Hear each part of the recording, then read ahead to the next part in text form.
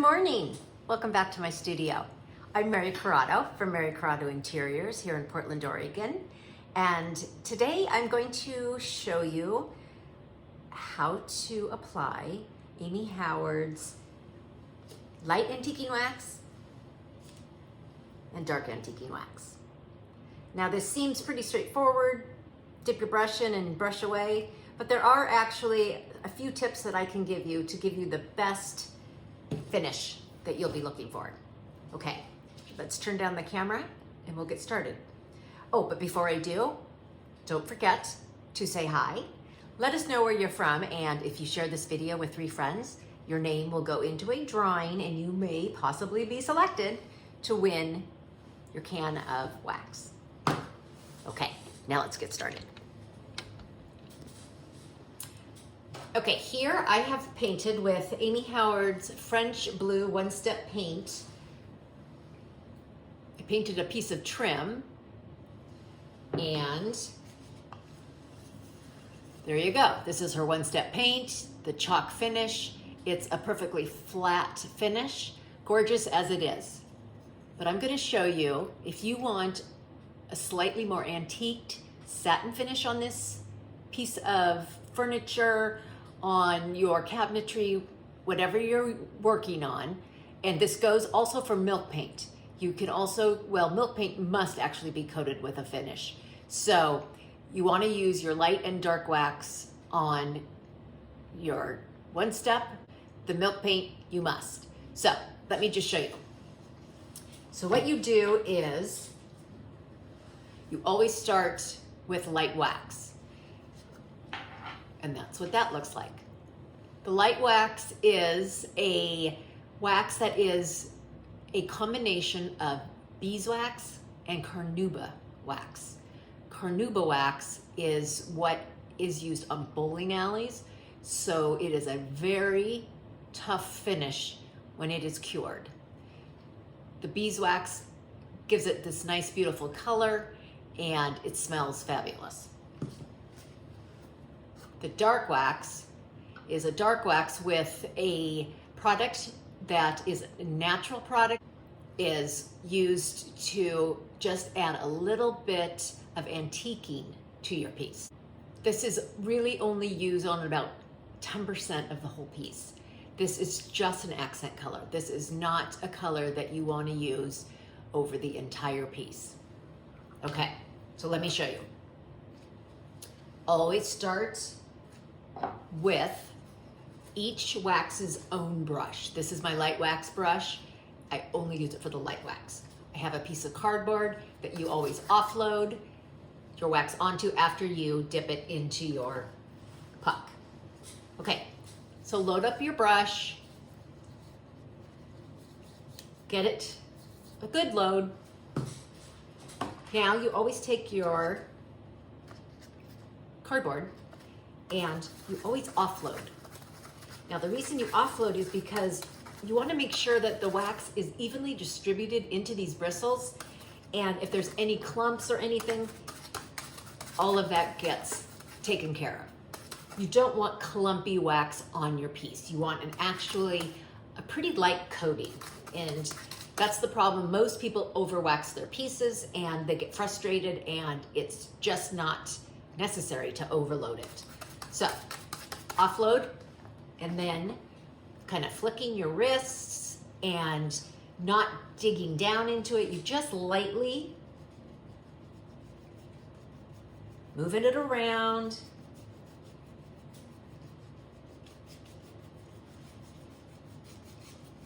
You start applying your light wax.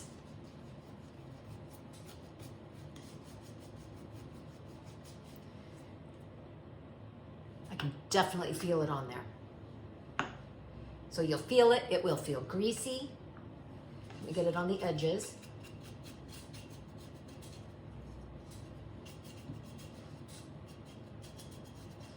But it feels covered everywhere. And then you want to let this set a bit. You don't want to add any dark wax until your piece has come to tack.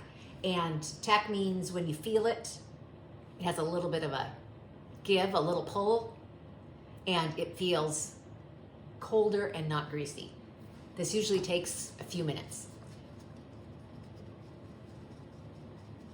So usually you can let it sit, or for the purpose of this video, I'm going to fan it a bit and just kind of dry it in a hurry. Almost there. So you always want 100% coverage of the light wax. Remember, always, always offload. You don't want clumps of wax anywhere in your piece, and it's better to do very light coating. And if it doesn't feel like it has a wax, go back and add a little more. Okay. Now, with my dark wax brush, do the same. Dip in, fill up your brush, offload. But this is where you want to be, do I want to say careful? I just think you want to be conservative. So you are going to start on the edges and lightly, with just kind of butterfly kisses, really. You just lightly, I'm barely pressing in. Let me show you.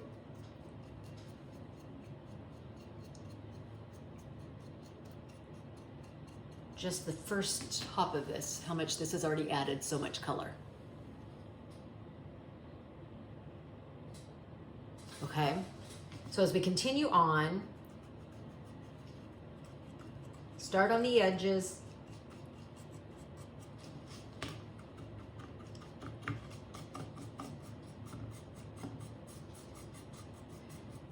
I painted the light blue so you could see the contrast, but honestly, even on a black painted piece, you will use the dark wax also. You still can see it. It does add. I'm lightly going over the whole piece just to hit the high points.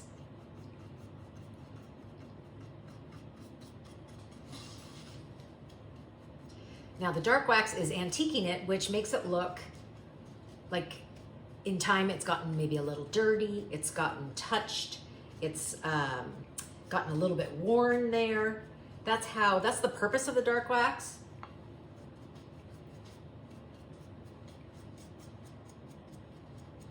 So you can highlight maybe a little more edge if you need to.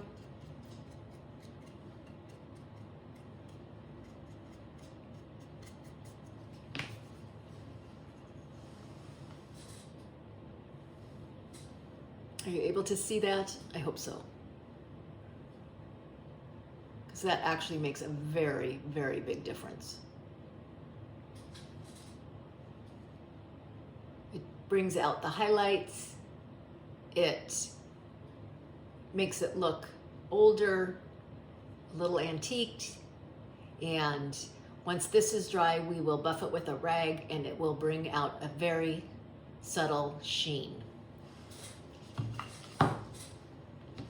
So we'll let this dry.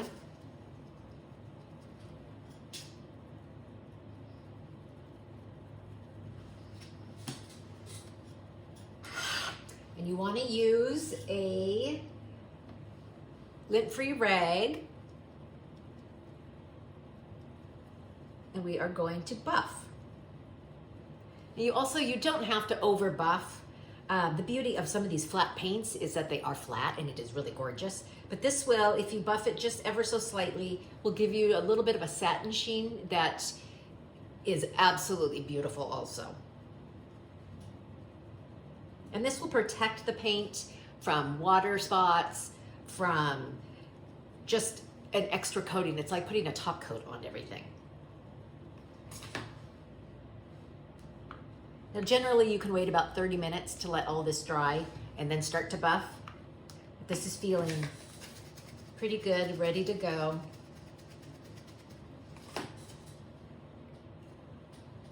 think I'm happy where I put it, and I'll just, with a hit drag motion, kind of move your wrists. It's kind of like you're buffing a shoe.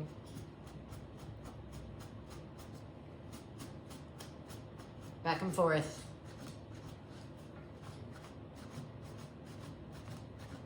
And buff.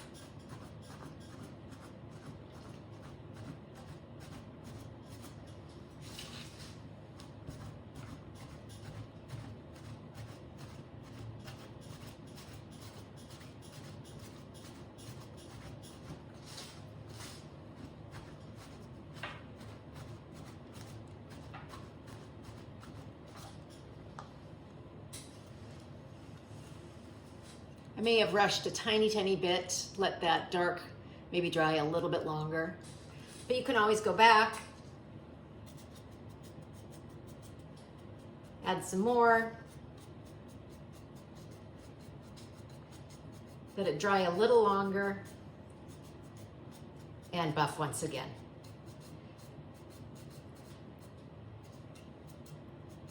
Now from here, before you buff, you could go on to Dust of Ages and add all your Dust of Ages, but that's for another video.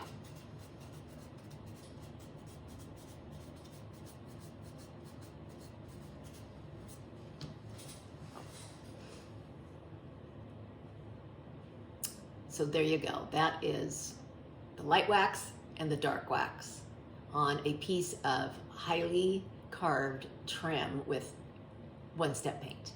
Now I'm going to show you an example that I have already done on a drawer front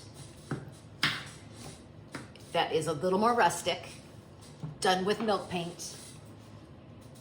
And here is, as you can see, very subtle areas of the dark wax, adding a little more of a vintage accent, so it looks older, more worn, like it's been touched quite a bit. This is where, you know, the edges, where the pulls are, where you would have put your hands over the years. And so that is an example of about the amount of light and dark, well, the light wax, of course, is 100% coverage, but about the amount of dark wax you want. Really, you don't want it to be overkill, or it will absolutely ruin the piece. You don't really need, you know, little area of dark here, little area of dark here. I mean, you want it to look absolutely authentic. So when you're using your dark wax, think about where it's been touched, where it could have possibly gotten dirty, and that's where you want to see it. So that is the beauty of the light and the dark wax. So I hope that you learned a little something from this tutorial. It's not a difficult one, but it is one that takes finesse, and it's one that you will kind of learn the more you do it. And so practice and enjoy the process. It adds so much for such a simple product. It's the finishing, obviously, no pun intended. It's the finish of your piece. So thanks again for joining me, and I hope to see you next time. Bye-bye.